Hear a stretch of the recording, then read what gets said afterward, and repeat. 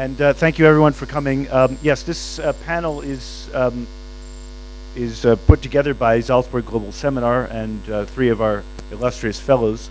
And I'd just like to thank Manjiri here sitting in the front row, who is a fellow and I think about half your family as well.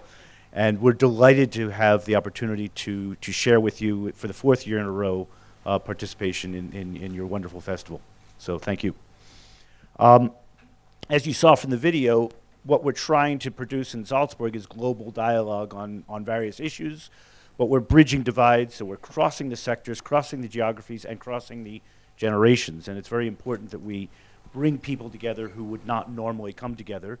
And this is why it's great to interact with a bunch of authors, to-be authors, esteemed authors, future esteemed authors, and we're happy to bring a conversation forward. One of the things that you may have noticed in the introductions of the three panelists is that they've all changed careers. That's a good thing. It's good, it keeps your mind open, it keeps your experiences varied. So Seda was a classical pianist, and now she's a leadership consultant. She has participated in our Young Cultural Innovators program and is a frequent guest at Schloss Leopoldskron. Stacy was a music recording engineer, and he's now a tech policy lawyer. He has participated in our corporate governance and our law and technology programs. And Parag was a public health professional who is now a social tech entrepreneur, and he has taken part in health programming in Salzburg Global Seminar, but also in our education programming. So we span quite a variety of areas. To get this conversation started, I just wanted to define artificial intelligence. Maybe you don't agree, maybe the panel doesn't agree, and we can discuss that. But to give a very succinct definition that we all can at least start with, and what we at least agreed to give as a definition to argue about was that artificial intelligence is a form of computing that aims to mimic human ability to learn, reason, and self-correct. And to get the conversation started, we were very moved by the welcome remarks and the opening keynote by Javed Akhtar yesterday, who was talking about technological advance and how we have left the baggage behind. And what is the baggage that we can use? That is our humanity. And I think it's important as we look forward into where technology is going, actually where it already is, that we don't forget the wise words of Javed Akhtar yesterday, and think about the human as we're talking about the moving into new technologies. So with that, I think I might start with Seda. And if you can reflect on humanity. So you are a classical pianist, you've moved into other things, but the humanity, I've been to some of Seda's programming as well, and the humanity is above the technology. Yeah, it is, and I think it's always going to be that way. There are things that you can do extremely well using technology, of course. If you want to crunch big amounts of data, for instance, it can do it much better than we can do it. But the meaning comes from the human perspective. The interpretation of data comes from the human perspective. And, at the end of the day, it is big data, but it's the small things that matter. So I don't want to take too much of a time. I know that there are esteemed people to talk about this perspective in this panel. But therefore, let's just get going. So I'm sure Parag has a good perspective on this too. Indeed. Parag, maybe you can explain the humanity. So being a doctor, I always say that I have seen life and death, and this is very rare. Things happen in other professions. I also was very adventurous, and I worked in terrorism in Afghanistan and on Pakistan, and so again, it's an exposure to life and death situations. And I also worked as an anthropologist with tribal communities and very poor communities across India in disasters, in emergencies. What I've seen is what the 21st century is talking about is time well spent, because everybody has very limited time. and how we effectively we spend that time to create something like meaningfulness and purposefulness around it. And second is, of course, how to solve and resolve the complex issues of the world by using data, what Seda was talking about. And can we use some kind of a intelligence which is beyond human beings that can really set the world in a right way? Yeah. Stacy.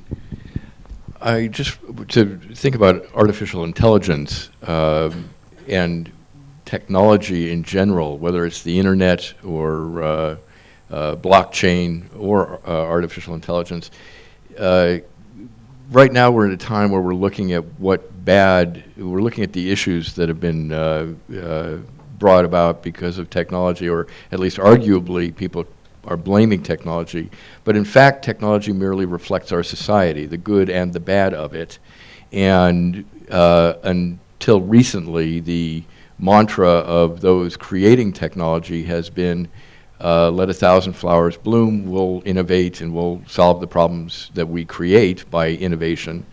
And there has not been a lot of forethought given to how society is reflected in the technology. And I think given the impact of artificial intelligence with things like deep fakes, where you can make it look like somebody's saying something that they never said in a video that gets widely disseminated, and suddenly Barack Obama is disparaging somebody that he would never disparage. Because of the power of the technology and the expansive reach of technology into society and the impact that that has, we need to set up a framework now. It's no longer acceptable to just assume everybody will design the technology to do the good thing or do the right thing, but we need to have, I think, principles around that. Seda. Absolutely agreed. On the other hand, there is an interesting twist in all of this, because weirdly enough, that this is the moment when we start thinking about our humanity, where we fear that there's an intelligent machine coming up. So it's the intelligent machine, it's the computers that forces us to rethink what makes us human. And when we bring it down to the very few elements, about our fears and about our emotions, at the end of the day, it's all about human connections. At the end of the day, it's all about our possibility, our faculty to use our creativity, to unleash and use our potentials. And it's about empathy, and it's about, caring for each other. And I think we really need to come back to that point where we can think about one planet and one humanity. Because there are core values, as we have heard in the video of Salzburg Global Seminar, that all connect us. And I think our creativity is something that transcends boundaries. You mentioned empathy, and I think I'd like to sort of flip it over to Parag, is that empathy is extremely important, and you're using technology, but you're also doing it in a less technological form to reach more people. Yeah. So how are you innovating to build empathy? That's very important. The topic is AI and social innovation. And somewhere I thought in between is empathy, a place for empathy. So unless and until people are empathetic, the way the technology is going to be designed or it is going to be delivered to the people, meaning makes a lot of sense. The work I do is basically gamification and how you connect young people back to the real world, because that's what the games do, that they take away young people from the realities and they take them to a illusionary world. So that's where the technology can really be a kind of a challenge to the humanity. And what Seda was saying is exactly right, that the human connections, the networks we are trying to build, if they are built using empathetic mind, rather than algorithm telling you whom should you connect with, and that doesn't happen actually in real sense. But if that is a way of connecting people, I think the world will be a better place. Yeah. Stacy, maybe you can focus on the algorithm issue and what controls the algorithm and who controls the algorithm. Well, this goes to the developer and the designer and their life experience, or the group of them and their collective life experience. We've had examples of where facial recognition systems are designed and they don't recognize faces of color. They can't distinguish faces of color. So there's a blind spot in the system that creates a bias, and that has all sorts of ethical implications that because we were talking about something earlier, that if it's not in the database to be recognized, it's automatically a fail. And so if by the fact that you are a person of color and your the facial recognition system doesn't recognize you as an acceptable person, then because you're a person of color, not because of any other factors, you will be excluded from whatever that gate is. And it's really the experience of the designers and developers and their cultural background and their life experience that informs the decisions that they build into the artificial intelligence. And so that's why it's important that the developing community is very diverse, and there are a lot of different perspectives brought into the development of whatever the artificial intelligence technology is. Can I follow up just a little bit on that, actually, since we're in a room full of budding authors, and I can see a plot coming here. But a lot of this technology, as you say, people of color, because a lot of it has been designed for white American males. So when he says people of color, he means the world. Anybody who's not a white male, middle-aged white male, they can very good at distinguishing me and Stacy, but they're not very good at distinguishing most of the people in this room. And if they decide that something is bad, then you get caught up in a plot twist that you have a hard time getting out of, because the algorithm, the computer doesn't lie, does it? But the other thing is, and Stacy, you're currently based in Hong Kong, and a lot of this software, this facial recognition software, is being developed in China for Chinese for social control. So I know you wanted to just discuss about that a little bit. We talk about the use of these technologies for surveillance purposes, whether good or bad, whether for industry and commercial purposes, like Facebook using the data about their customer base or their user base. Or if it's in the case of the Chinese government, they are using it for a social credit system that, with the data that they are gathering about you, which is in many cases commercial data, or their citizens or residents, they will allot access to credit, access to visas to be able to leave China. Other government services are based on your social credit rating. And the Chinese are actually, when they talk about how they want to be leaders in artificial intelligence, their primary focus and funding is going to projects that help improve that social credit rating system. So they're looking at government surveillance and effectively oppression or manipulation of services, however you want to describe it, access to resources, that sort of thing, which sets your social status. See, the fight is between what we can do as social good and how the technology is going to really be used actually in an opposite way. For example, when I travel, there is a very interesting group in San Francisco I met. These are people who resigned from Apple, Google, Amazon and all trillion-dollar companies, and they are technical experts. They wrote the algorithms in these companies. And one of the big themes they are saying, and they are making young people aware, is that these companies are trying to make you feel or they want to show you on the screen what they want to show you on the screen and not what you want to see on the screen. Now this is a big thing algorithms are doing right now. And connecting to what Stacy was saying is the algorithms can go heavily wrong. One of the professors who was traveling from Mumbai to US in JFK, he was caught on JFK and then he was interrogated for 4 hours. And they showed a film on his film on Frankfurt airport where there was a stop. And they almost thought that he's a terrorist because there was a small mistake they made. Instead of Menon, he was identified as Memon. and Memon was a Bombay blast guy who ran away. So, you know, sometimes the wrong people are caught, and you may not make a big social good, which algorithms need to do. And that is what actually I feel that AI is good, but then how it can really connect to the social good and social problem solving is the key, and the young people should really talk about it. Yeah, I mean, just to be a little bit provocative that we're not patting on each other's backs in this panel all the time. I think what China is doing is just taking the systems we in the Western world have set up just one step further.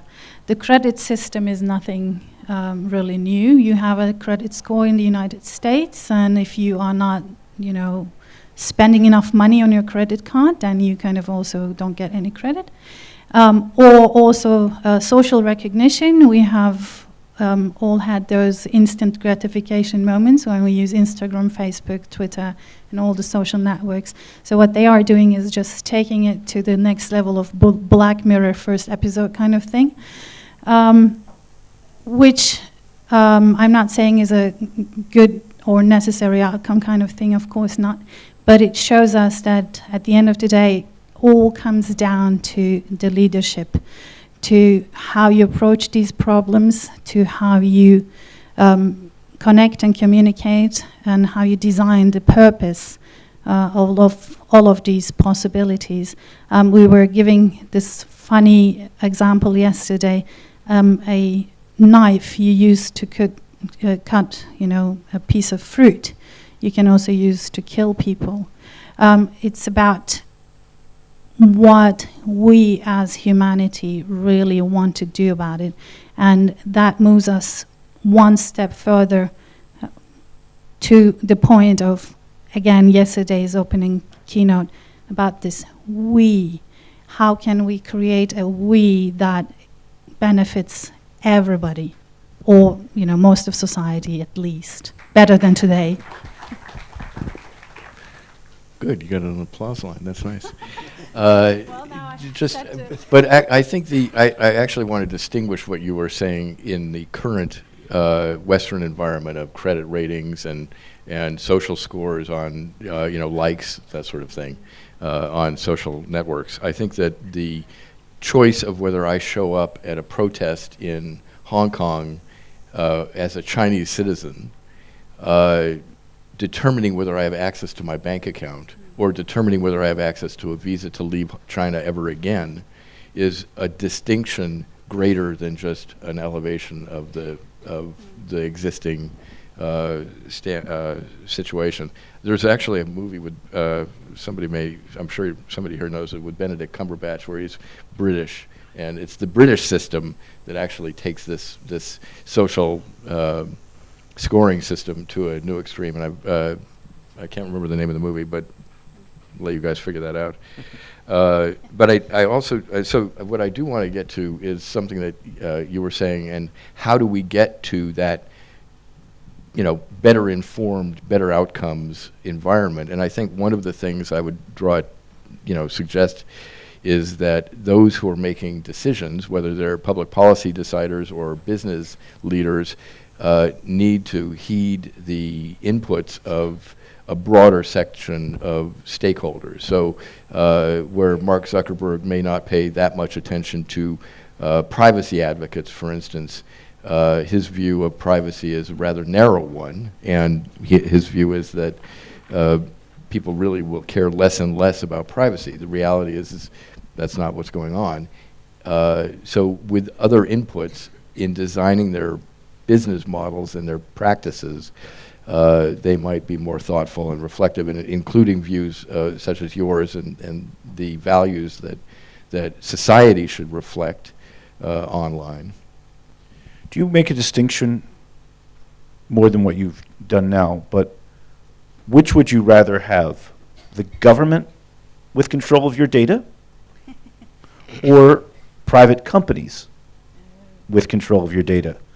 And is it good or bad either way? Is it and because for example, you can choose whether to use Facebook. You may think I'm not going to get around without it. Or you can choose whether you use social media, and you can't choose whether you pay your taxes. You can't choose when you're walking down the street in China that it decides, oh, you crossed the street on a yellow light instead of waiting for the next cycle to go, and you didn't quite make it across before it turned red. You've just lost a point, and now you can't buy that train ticket. And that makes a difference in one sense, and the government can then control you. But a lot of people, I find living in Europe as well, are more afraid of private companies. So I don't know if the three of you will have different experiences as well.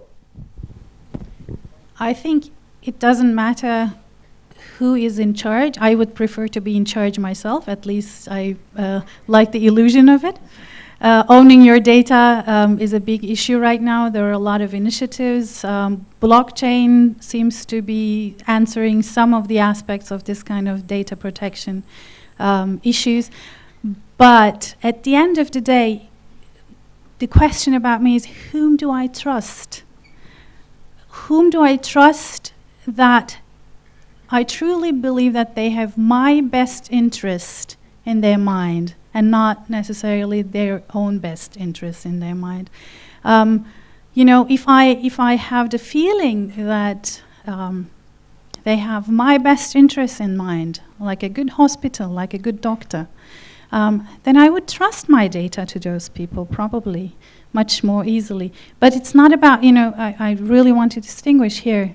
We're not talking about manipulation or situations of as if, but truly. For instance, I would trust my data to your computer game because I know that you have the interest of humanity in your mind, and because I know that you're not going to be selling my data to some data guru company. So I think it's the trust issue at the end of the day. Although you play my game on cloud and you trust me, my game is hosted on Amazon server. And this is a reality people keep telling me across the globe, that ultimately it's Google and Amazon who dictate the world. We don't know. Every email which goes from my computer to anyone is going through these servers. It is analyzed.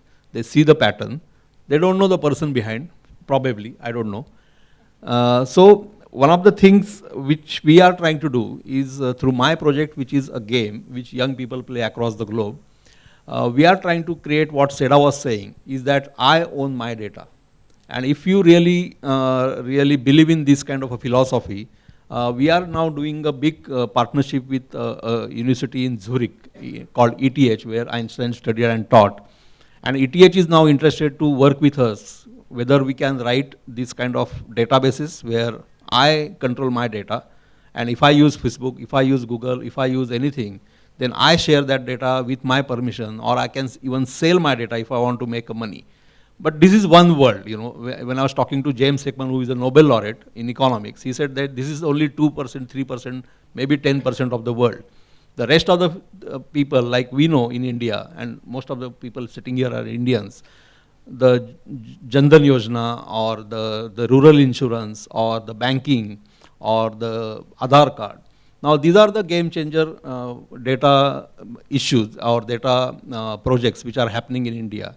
And I was fortunately talking through Ashoka Network with this kind of big data which India is trying to pull as government and really reach out to young poor people who can really change their lives. This model is going to be extended to all the countries which are not Western countries in one way, but who need kind of this kind of technology which is not coming from Silicon Valley or trillion-dollar companies. And this is where the game changer is going to happen. There is a big economist who wrote an article about how Indian fintech, India, they call it as a fintech revolution. It's not governance revolution, it's a fintech revolution. And this is what actually is going to really help in 21st century going forward. So I think the world is kind of divided into the people who use extensively their screen time, something like 150 hours per week, or even 150 hours per month. It's there, and then people who don't have any screen available to them. So the world is divided there. Can I maybe think? Okay, Stacy. A couple of things I want to respond to. First, to your question, who do I, it is who do I trust, the government or the private sector more. The distinction I would make is that the government can take your liberty. A company cannot take your liberty, in fact. So that's would put me in the camp of I trust a company faster than I would trust a government. And to judge, to your point of are they looking out for my best interest? Well, it depends upon whether you consider the social best interest as in your best interest. Because in China, they would say the social stability is utmost primary concern, and everything else is subservient or subordinate to that. Let me just make a little technical point to your situation using Amazon Web Services as a platform for your service. They actually don't have access to your data. You encrypt it. You have choices about how you encrypt it, and they can't access it that way. And that's one of the good things about using cloud services is that they actually are, by and large, the international ones are more secure at their level, and then you have more control over your who has access to your information as a company. That's to distinguish using Amazon bookstore or Amazon's retail website where they're getting the consumer's information and they have that information. That's the company's customer information. Just to swing around again to the topic, which is artificial intelligence and societal innovation, but the "and" is ambiguous. So I'd just like you to respond, all three of you, on the issue of how does society use artificial intelligence for innovation? And the other definition of "and," I didn't realize "and" had two definitions, but it does, is how does society innovate to deal with other people using artificial intelligence, whether that's the government or private sector. You have to innovate based on the reality that is actually gotten far out ahead of what most people in this room even realize is currently already possible. So being a doctor, a diabetic patient, for example, so there is a kind of a tool which you can now place in the body, which can monitor or which can have a sensor to know how the insulin goes up and down, and then you don't have to take a tablet. So ultimately, the diabetic patient would really benefit with this AI algorithm, which is sitting right into their body, which can help them have a quality life. So it starts from there, which is for greater good, we can say. Of course, it's very expensive right now. It has to be a reality in some way to everyone is diabetic, and diabetic epidemic is right now in India. More than so many millions of people are going to get affected. So I think that's one of the areas where people are going to benefit. The other is the disease control. For example, the epidemics. Now, if you can really start, and this is the work which is happening at Stanford and other universities where whether we can really detect, because we are using mobiles and I can share my data and I'm feeling sick or there is some kind of fever I'm feeling today morning, they will locate this pattern and AI would probably tell you something more than that. But this is this is the world which is 1 billion or 2 billion people. Rest 5 billion are not even earning $1. Now how to reach out to them with AI and how agricultural revolutions can be brought in, whether the weather forecast could be amazing. Like in Bombay, 3 days the rains was going to be heavy rains and there is no rain in Bombay last 3 days. So can we really work on these kind of issues? And AI can really help the humanity in a bigger way. So that's the question. You want to pick up on this? Well, I think AI can help in developing the approach to creating AI. We were talking earlier about the need to have, I mentioned the need to have more diverse developers and that sort of thing. I think it also, something else that has to be incorporated into that is, we were discussing this earlier, the need to have liberal arts, sociology, psychology, history built into the education of people who are creating our technological future. And so I think the innovation really has to be a social innovation more than a technical innovation. And I do think AI can help in expanding the opportunity to do that. And I think I would like to bring in a perspective by slightly, flipping this question the other way around. Once we have everything automated, what are we going to do then? So, with the time left, when we put people out of jobs, which is in most parts of the world the meaning of life, which is in most parts of the world the survival capacities people have. So once we put AI and automation in that scope, Oxford University was just publishing a study last year talking about 47% of jobs that are available today won't be available in the next 10 to 20 years. And the jobs that will be created, which outnumber the jobs that will be lost, are in a totally different realm. They are only available to people with excellent communication skills, to people with excellent science education, technology and maths background. So we will face an issue about what to do and how to help those people find back to their humanity if they're fighting with the basic human needs such as shelter, food, health, mobility. So, this, I think, is a super, super important aspect of whatever we're doing with technology. We have to make sure to bridge the gap between whom we're making the technology available and what are we doing for the rest of the world who is surviving on $1 and less per day. I'm sitting in a literary festival, and I feel that AI cannot be really defined only as technology or software algorithm, because many of us who are sitting here come from my generation or even previous generations.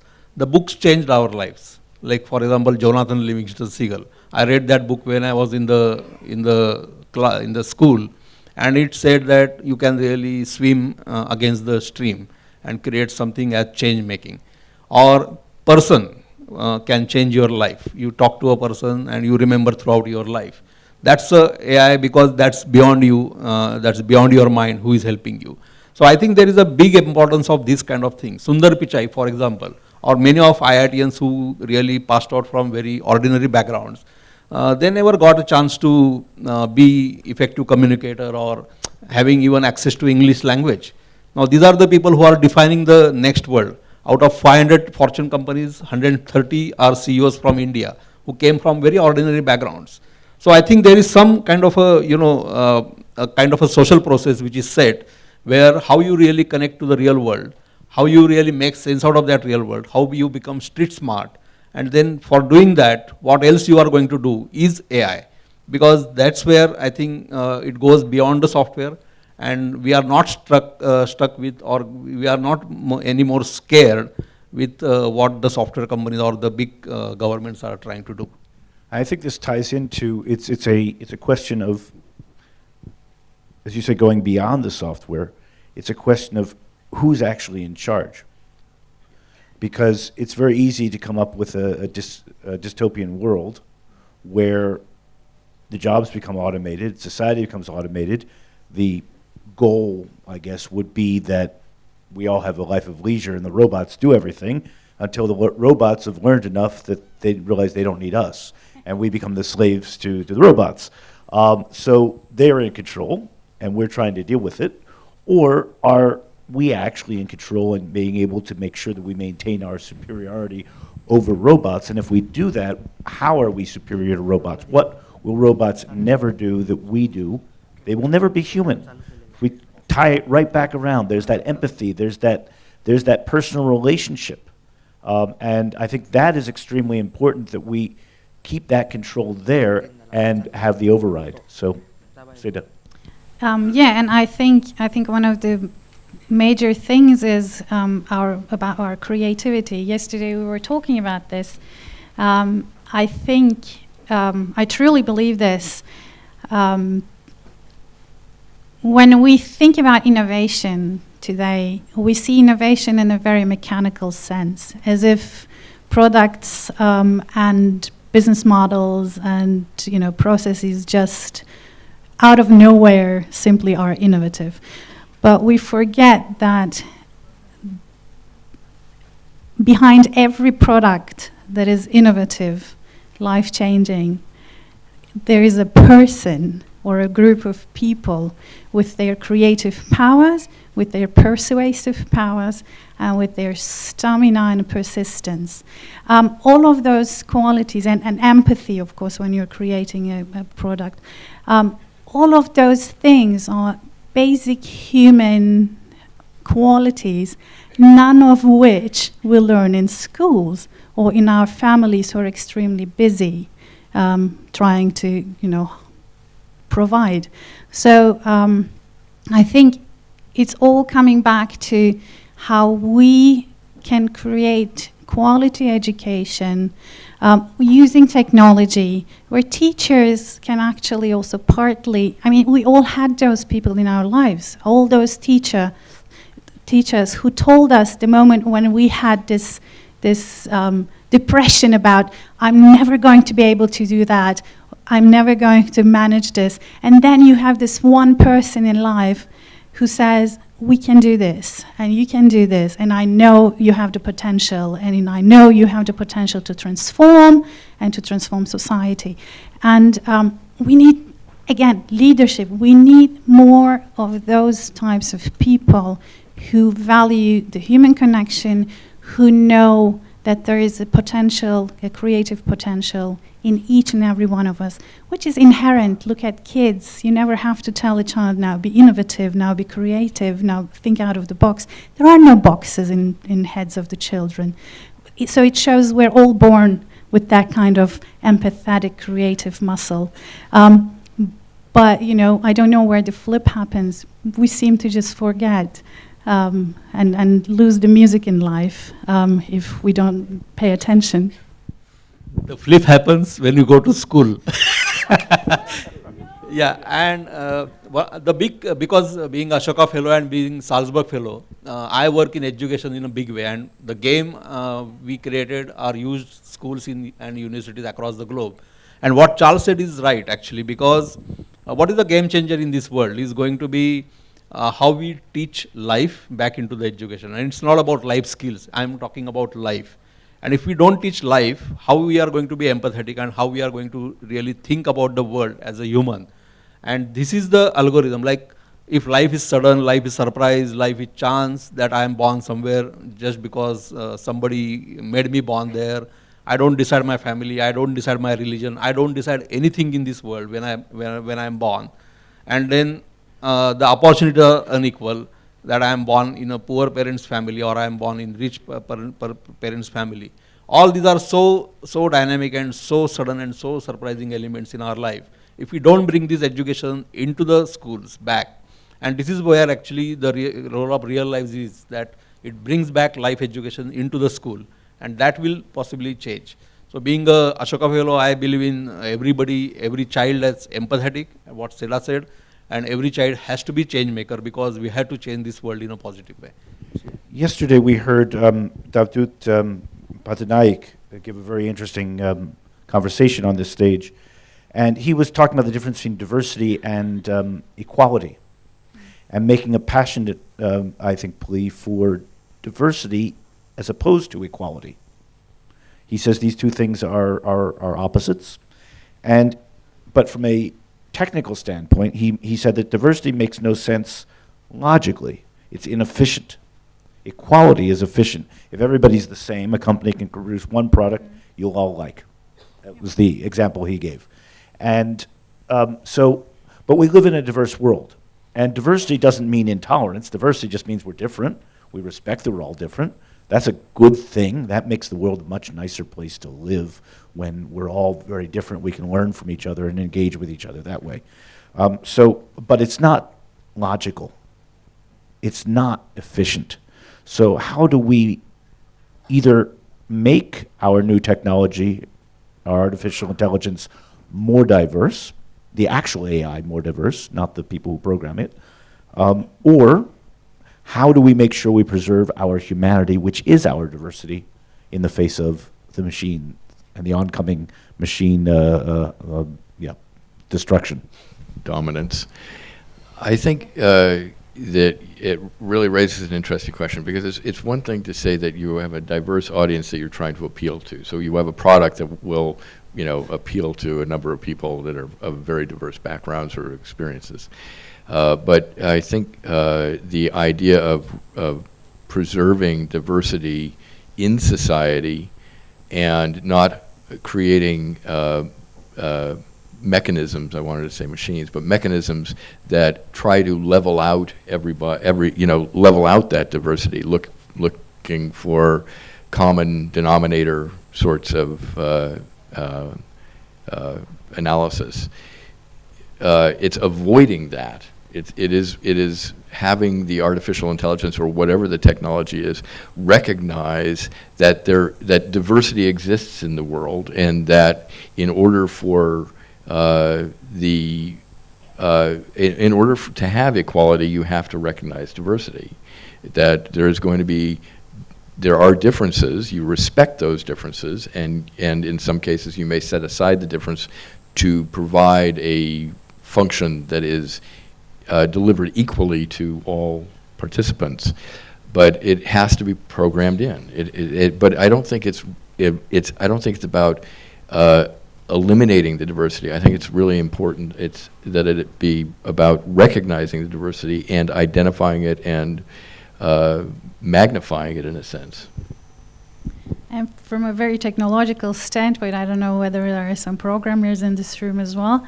What you can simply do is just add some randomness, into your programming, and then you'll get amazed by things that pop up. Yeah, I would always say that the world is being divided by the world which is consumer, because somebody wants to sell the products, and then diversity doesn't exist because you have to buy an Apple Watch, or you have to buy a earphone, or whatever it is. So the world which is consumer and the world which is change makers, which is diverse world. And diversity, because then I might be influenced by climate change, or I want to really work on poverty, or I want to work on education. And that makes me a very unique human being when I'm in a change maker world. And this is how the fight, again, when I started with, what I started with, is that this world which is divided into consumers and change makers is where the young generation should be really targeted to and geared to. If we don't work on that, that is one. Just to give a small example about Apple algorithm about ECG, which they are going to launch in India. I think they already launched it yesterday. Apple Watch, which is $400, is not affordable by anyone. And ECG, everyone has heart. Everybody will get heart attack. So why Apple doesn't make it a kind of an open source ECG algorithm, where any poor and any person who really gets heart attack might be benefited. Now this is how the world is divided. And if we really don't work, and that's the effort I think Salzburg Seminar, Ashoka, and all these big organizations are trying to do, is that the diversity has to be a beauty of life and of the earth for sure. But then how it can really help through the software and technology and all these big clouds and everything which is coming up as a future technology. I think that's where So we have just over 5 minutes left, and I think probably the best thing to do, because it's a huge room, we can make ourselves available to have questions afterwards, so we're not having sort of long pronouncements and running over the time. So I think what I'd like to do is, in the remaining 5 minutes, just if we do a summary from each of our panelists, from your perspectives, and again, focusing on that artificial intelligence, societal innovation, and a room full of authors looking to understand that, so that it doesn't have to be the plot of their next novel, but it should be they're writing their next novel in what reality exists now, where we're going. What ideas do you want to tell them about? Actually, this just reminds me of a book I recently finished reading about the short history of humanity by Joel Harari. Don't ask me the first name, by Harari. Thank you. Yeah. So in all three of his books, there is this kind of motive that says the thing that makes us superior to the other species on Earth is our ability to move together and to flock in together and to cooperate in extremely large groups, even without knowing each other. Baboons are good in like one-on-one, but humans are extremely good. I don't know you, but if we can flock in around one vision, we can still create the world, which makes us extremely to the interesting species, of course, but which shows that the thing you are doing is the most important because you are creating the stories around which we will be flocking. I think we really need to rethink how the leadership, creativity, innovation, all of those things, what is the common human aspect? And that's the stories we tell. And if we change the nature of those stories, if we can tell those stories in words that actually have the best interests of our opponents in mind and not only our own individual needs, then we might have a direct and very quick impact in the direction of this world. Connecting again to Seda, I was gifted this book by a Nobel laureate called Lee Hartwell, Homo Deus, which is the second book written by, and I was just opening the first page, and you will be shocked. And there, I think the line is already drawn, how the AI is going to be defined. I don't know whether you saw the first book where people dedicate that book to someone. Homo Deus is dedicated to R.K. Goenka. And I was shocked because he believes in Vipassana, or Harari. And if you see the entire Homo Deus argument, how the civilization is shifting from a business culture and with industrial revolution, because the side effects we already know how they are going to affect. It is coming back to, in Europe, I heard somebody saying Chindia, China and India, going to be defining the next AI algorithm or the revolution. I believe that the Indian culture, which has the rich tradition about humanity, empathy, and cross-cultural understanding, as AI which is built in the culture, I think the next revolution might start, because Harari always said that Vipassana and R.K. Goenka's contribution is going to be the direction for the new world. Thanks. I think that's an interesting assessment. I mean, China and India are so culturally different, about as different as you can get, particularly around empathy. It's an interesting thought. But actually, to this audience, I think rather than focus on what you will be writing about, it's to think about your experience in life and your education and how you fit into this evolving social environment we're talking about as individuals. You obviously can contribute as writers, but you also may contribute as a thinker around the solutions we're talking about.